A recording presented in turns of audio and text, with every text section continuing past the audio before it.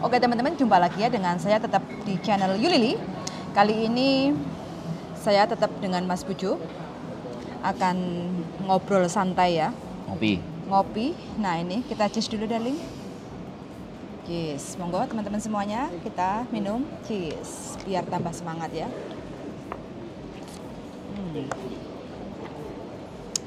Di kesempatan hari ini kita akan ngobrol santai ya, membahas tentang kejadian minggu kemarin. Kompor meledak.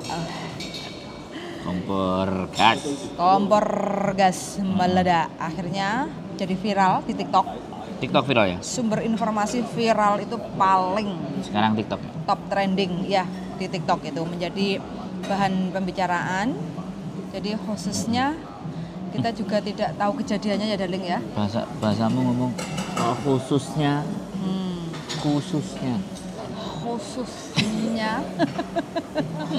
Kita nggak tahu kejadiannya yang nyata, cuma kita hanya mendengar simpang seliweran di sosial media. Aku ngeliat. Kamu ngeliat? Ngeliat. Kejadian itu? Ngeliat. Masa? Kan pas lewat kemarin. Oh iya, kamu kan konser dek KOSBB itu kemarin Ya. itu? Ya karena saya duduk diam di rumah pijat, jadi saya pribadi ya tidak keluar. Jadi saya tidak tahu kejadiannya seperti apa, tidak melihat secara langsung, cuma seliweran aja di sosial media. Ya, di sosial media. Nah, dengan kejadian seperti ini mudah-mudahan sih untuk siapapun teman-teman yang mungkin memiliki kompor itu, mudah-mudahan tidak ada musibah. Ya, darling. Musibah. Muka nggak kebakaran mukanya. Nek kebakaran kompornya ya wis. Sama tempatnya paling ya bikin heboh. Paling yang ngesak-ngesakno kancane di paidu majikan kan. Bukan begitu teman-teman? Yang gara-gara kompor meledak di paidu majikannya, coba angkat tangan. Gitu loh. Ini kejadian yang sangat ngeri sekali ya, apalagi kejadiannya sudah direkam CCTV. Oh, pemadam kebakaran juga datang kok. Lah iya, makanya kronologi cerita kejadiannya seperti apa itu kan lagi dilacak kayak gitu kan, karena sudah polisi datang, terus habis itu pemadam kebakaran datang kayak gitu kan, otomatis CCTV kan pada dibuka semua kan, pasti kejadian siapa yang punya untuk kompornya itu pasti suatu saat atau mungkin atau sudah diketahui siapa orangnya tapi belum dipublikkan, tapi ya kita nggak penting untuk mengetahui siapakah yang memiliki kompor itu. Cuma sih kita pesannya harus sing pasti bolone dhewe. Pokoknya siapapun teman-teman yang suka bawa kompor di luar, hati-hati dan selalu hati-hati. Kalau enggak nanti kejadiannya fatal. Seperti 2 hari yang lalu ya darling, aku mendengar cerita dari obrolanmu di YouTube itu. Nah, proses di Indonesia kepengen balik ke Hong Kong, dapat surat cinta. Nah, kebetulan mbaknya itu telepon bojoku ingin atau minta tolong untuk dibantu proses lagi untuk balik ke Hong Kong. Sama bojoku dicarikan sama PT yang bisa bantuin untuk proses ke Hong Kong kayak gitu. Majikan sudah dapat. Proses sudah separuh. Sudah jalan ya. Sudah apply, sudah masuk. Nah, ya, sudah masuk imigrasi. Proses sudah separuh. Tinggal turun. Terus dapat surat cinta dari imigrasi. Ke agennya. Ya. Nah, otomatis kan kronologinya seperti apa? Si bojoku telepon tanya sama mbaknya. Kenapa mbak? Ada kejadian apa? Karena tulisannya kriminal kayak gitu ya darling ya. Ya kan? Jadi datanya, data anak ini ada masalah, catatan kriminal, gitu aja sih. Tulisannya seperti itu aja sih. Cuma terus kelanjutannya, bojoku langsung telepon sama mbaknya yang di Indonesia. Ternyata ngaku nih piye darling. Untung mbak jujur, ngaku nih piye. Catatannya gitu. Piye? Aplikasi pekerjaan pembantu rumah tangga, saya merujuk pada aplikasi Visa memproses dokumen nomor referensi ABCD, melengkapi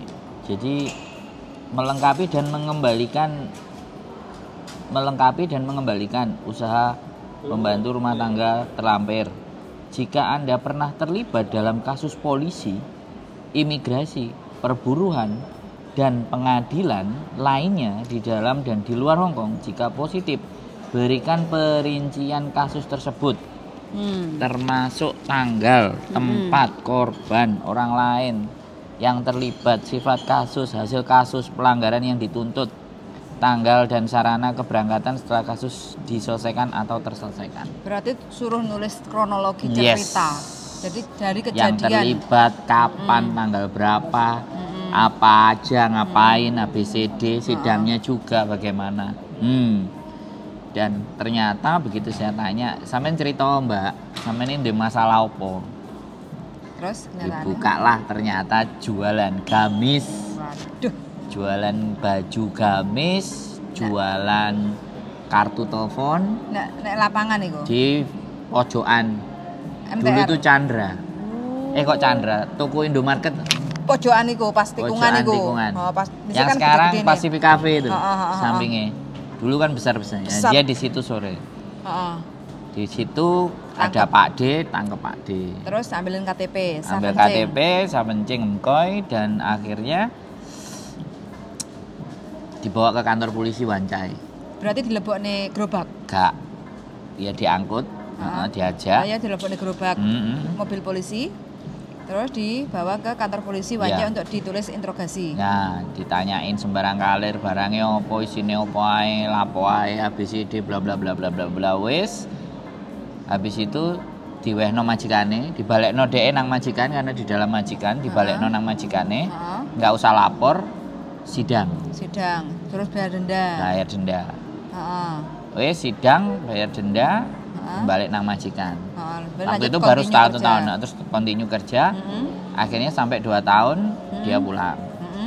Selesai nikah. Oh, berarti dia yang memutuskan untuk pulang. Ya, pulang nikah, wis selamanya wis. Tahu-tahu kemarin pengen proses. Pengen balik lagi ke Hong Kong. Iya, mau ngeyel pokoknya. Dek. Iya. Kepepet kali. Ya jualan cilok lah.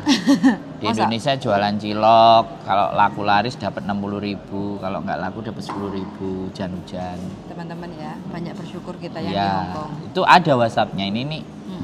WhatsApp-nya ada. Ngomong dia. Ngomong. Urip nek Indonesia dengan kondisi uang kalau laris jualan cilok 60.000 untungnya. Kalau sepi ya 10.000, 20.000.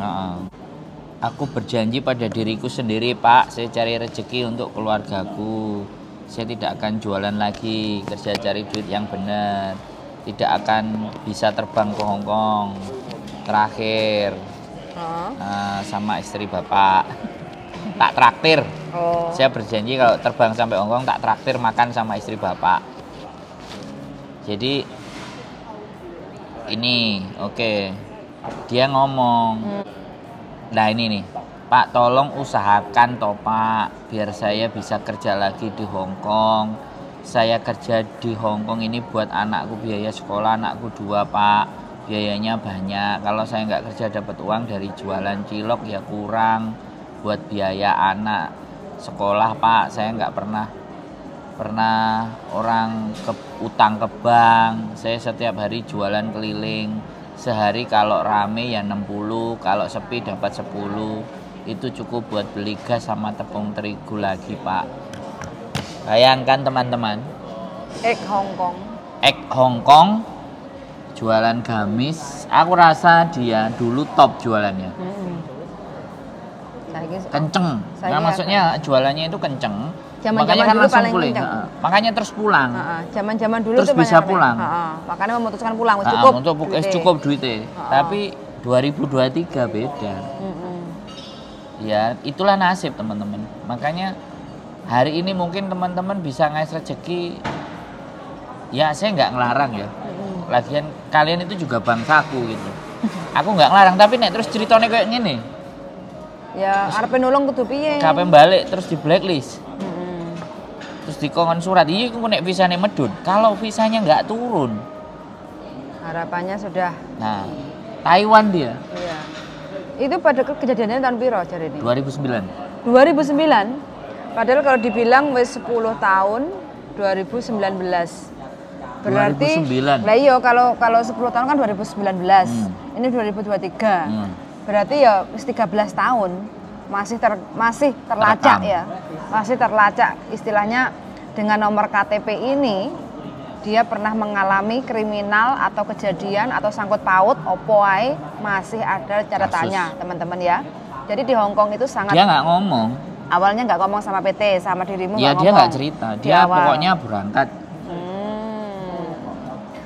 Kadang kita kalau berpikir kayak gini yang dirugikan siapa? Ya kan kalau kita nggak ngomong dari awal. Dia nggak kalau ataupun dia sudah proses yaitu apa CPT. Kemarin aku juga ada yang nganterin satu anak. Bisa mau utang bank. Utang bank cancel. Pak E dari PT telepon. Mas Andro, anaknya Mas Andro, masalah wis, tak pulangin. Ya sudah rugi. Utang banknya di Indonesia, di Hong Kong. Di Hong Kong. Belum lunas potongan. Belum lunas. Utang bank? Bukan dia utang terus pulang itu utang itu tertinggal. Walah, nggak dibayar. Oke. Iya, wis nggak apa-apa. Nggak apa-apa lah. Hidup itu kan semua pilihan.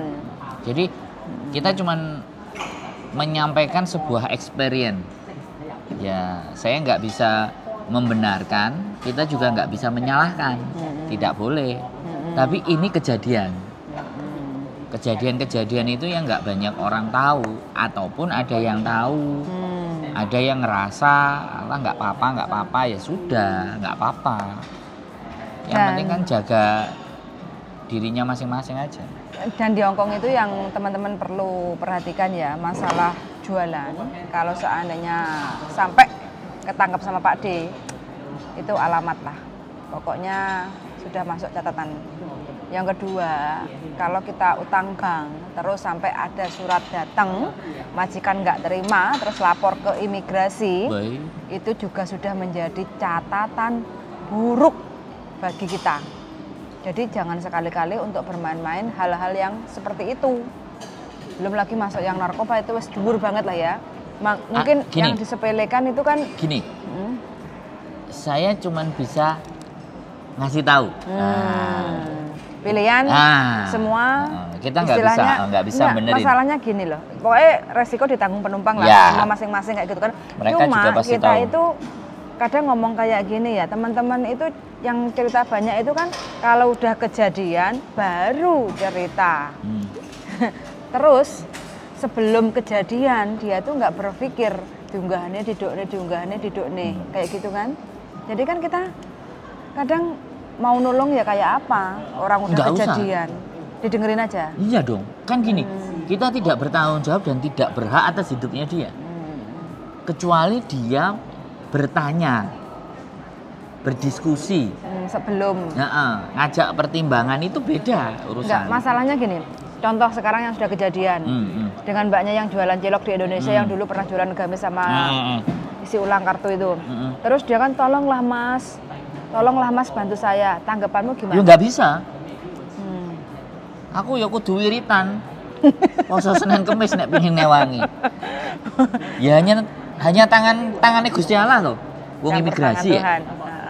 Kita itu cuma nulis yang formnya.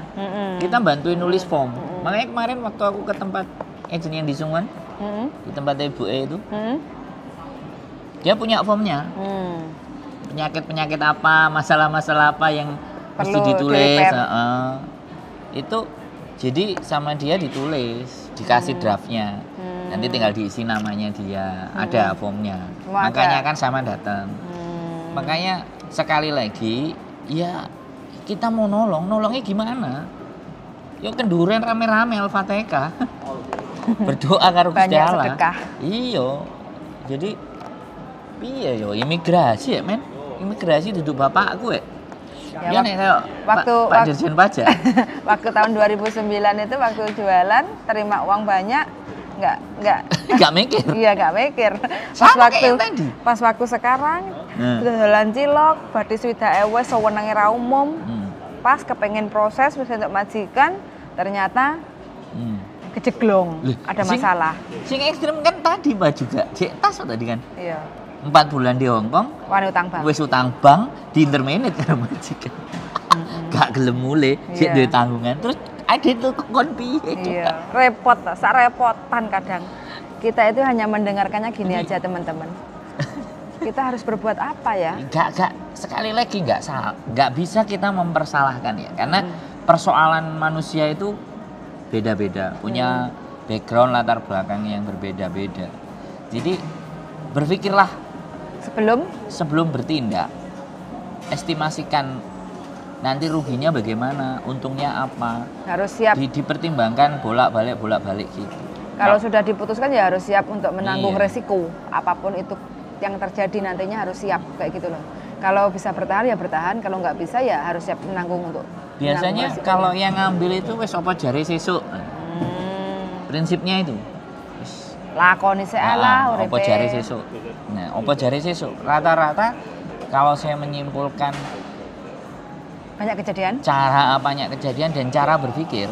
Yang pertama, itu sebenarnya dia udah tahu. Dia sangat sudah tahu atas apa yang akan dilakukan. Tapi mau panfa, dia nggak punya pilihan. Yang pertama. Yang kedua, dia itu tidak tahu. Harus ngapain, bagaimana, tanya sama siapa.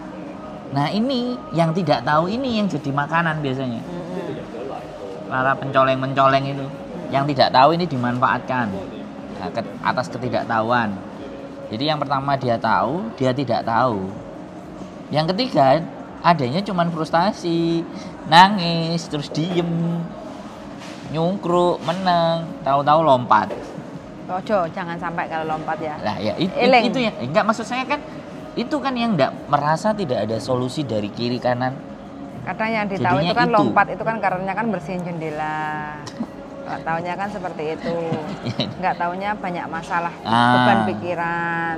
Ya pokoknya teman-teman eling-eling keluarga yang di Indonesia, kita niatnya ke sini itu ngumpulin duit, jangan sampai banyak beban masalah. Jadi dan harus hati-hati. Dan satu hal juga, ini juga sangat penting menurut saya adanya konten kita ini supaya dilihat di keluarganya yang di Indonesia. Yo, sorone nyambut gawe nek luar negeri itu sebenarnya kayak gini banget kayak gitu loh. Jadi jangan, bukan hanya tiap bulan terima gaji. Ya, jangan ditanyain. Butuh nek Indonesia banyak butuh kayak gitu, minta kiriman kayak gitu. Deritanya kita yang di Hong Kong itu sebenarnya perjuangannya luar biasa sekali. Luar biasa sekali. Jadi kita benar-benar sangat salut sekali ya untuk teman-teman yang masih berada dan berjuang di luar negeri. Semua keringatnya itu hampir 90% itu keluarga. Disisain 10% loh untuk diri kita itu. Kadang teman-teman itu direwangi kadang kalau hari Minggu, sing kerja sampingan lah, sing mijet lah, sing liyane lah. Uangnya untuk apa? Nggih nyukupi kebutuhan, nggih dandani omah ben gak bocor. Nggih nyekolahne anak supaya ben gak motor.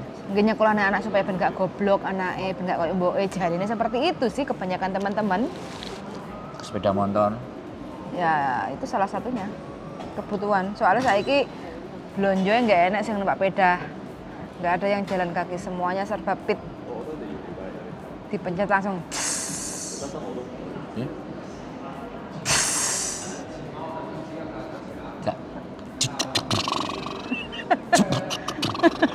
Itu zamanmu dulu itu.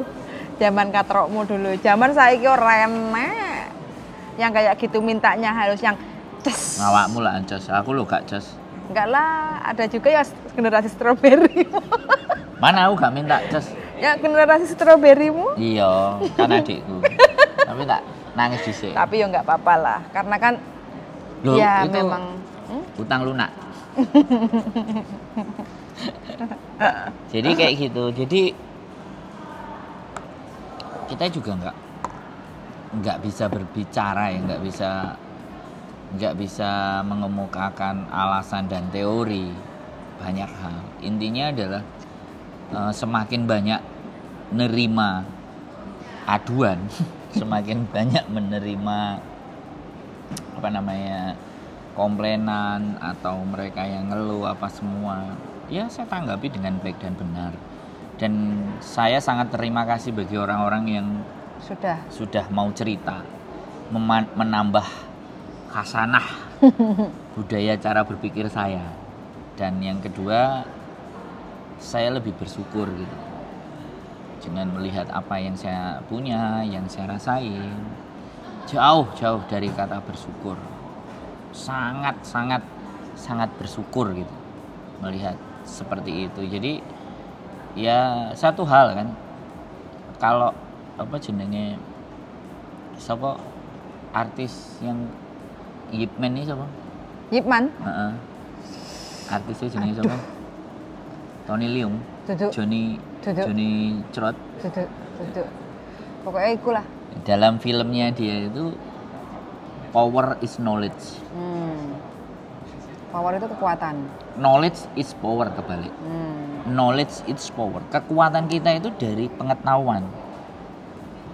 Kalau kita punya pengetahuan yang kuat, maka kita jadi orang kuat. Di mana kita bisa mendapatkan pengetahuan yang banyak hal, termasuk mereka cerita. Itu pengetahuan. Jadi sebenarnya teman cerita ke kita itu pengetahuan buat kita. Kan kita nggak perlu jalani. Bukan yang gibah. Enggak lah, menurut aku menilai itu sebagai bukan sesuatu yang gibah, tapi dia lagi mentransfer knowledge. Tapi kamu nggak terpengaruh. Buktinya, saya nggak mau. Saya justru harus mempengaruhi mereka. Kamu lihat, kamu yang hidup sama aku. Apakah saya terpengaruh? Aduh, kasihan mbaknya. Enggak, sometimes kamu juga terbawa. Erosi. Terbawa dengan kondisi mbaknya yang mungkin kayak kemarin malam-malam itu kamu langsung terbawa kepengen dang budal berangkat ya, padahal kan karena memang sekarang siapapun ya kalau diceritain nangis padahal nyatane belgedes kan Pleketek Sariati. Nah, jadi makanya di situ kan saya jadi belajar karena baru itu aku langsung makanya kita harus berusaha untuk menenangkan cooling down masalah. Ya, makanya sekali lagi kan aku ngomong sama dirimu masih aku ada pertimbangan. Kalau ataupun aku terpengaruh kan terus aku ngomong piye yo takonono jenenge piye ya, jawaban kayak gitu karena memang ada pertimbangan. Kalau yang satunya itu Salembrot itu langsung tak samperin karena kan dirimu belum pulang dan waktunya masih sore. Salembrot itu nah kemarin kan benar-benar jam 12 tapi menurutku ya jam 12 kalau memang kebetulan misalnya kamu pas pulang ke Indonesia ya tak samperin itu. Jadi begitu dinyatakno alah mbak gue entut goreng kan. Nah ini kan skala prioritas, ada istrinya makanya ditanyain dulu. Jadi knowledge, jadi ketika teman-teman juga mendengarkan ceritanya temannya itu pengetahuan. Kalau menurutmu mendengarkan kejadian kompor meledak kemarin piye? Itu wis biasa. Arek-arek ikan angel dikandani wis. Ya gak sampai mati terus kobong. Sik. Gitu loh. Pas banget. Hah? Pas banget. Jadi itu wis biasa. Arek-arek iku wis kadang mereka itu juga nggak peduli. Berarti lek wani yo aja wedi-wedi. Nah, wedi yo aja wani. Ya wis itu yang diterapkan sama mereka. Jadi ya sudah, kita tinggal mereka tidak aja. Peduli. Kita tinggal menonton aja apa kata nantilah kayak gitu.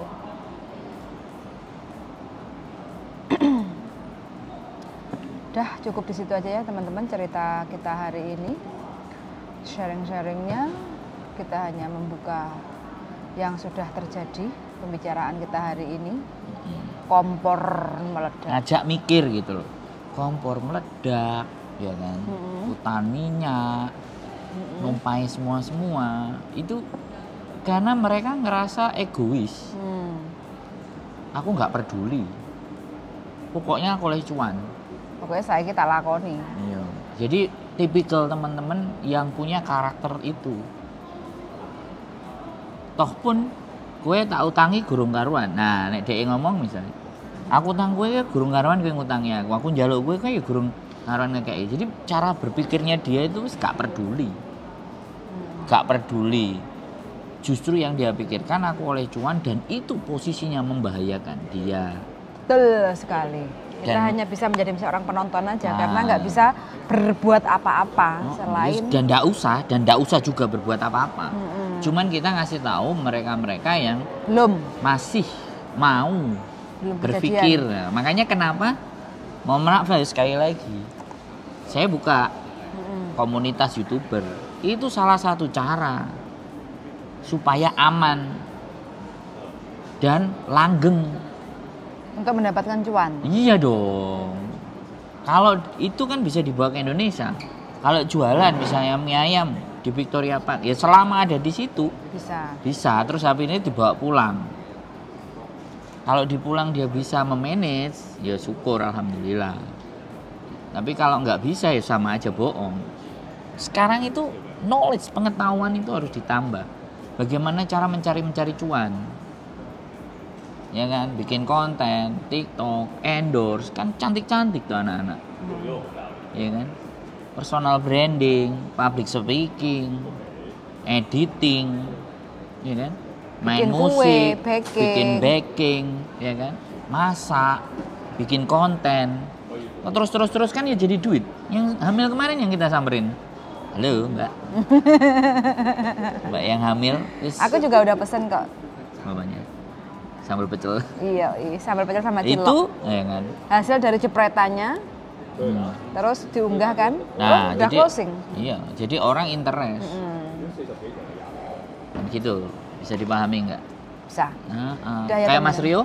Oh iya, jualan kerupuk sambil kerja di Hong Kong. Membangun personal brandingnya, pulang wes jadi bos. Nah, orderan kerupuk $7 ping. Udah jalan. Tuh, banyak harus cerdas gitu. Warungnya tutup teman-teman ya. Kita berada di Hesan Place, Koswibi. Sambil ngopi, sambil ngobrol. Jadi kita nggak membuang waktu. Hanya berdua aja. Kita membuang waktunya untuk teman-teman semuanya yang mungkin kita lagi tidak menonton. Membuang waktu, memanfaatkan waktu. Ya, bahasanya loh. Oh iya, kualik ya, bukan membuang, tapi memanfaatkan waktu untuk ngobrol, untuk bercerita, barangkali bisa diterima dan dicerna apa yang kita sampaikan. Betul sekali. Ya, cukup sekian dari kami. Semoga bermanfaat. Kalau ada teman-teman yang kepengen request ngobrol apa, tentang apa, silahkan komen-komen di channel YouTube saya. Kita luangkan waktu untuk memberikan sesuai apa yang sudah diminta sama teman-teman semuanya. Suwun sangat sudah mendengarkan dan see you the next video. Bye-bye.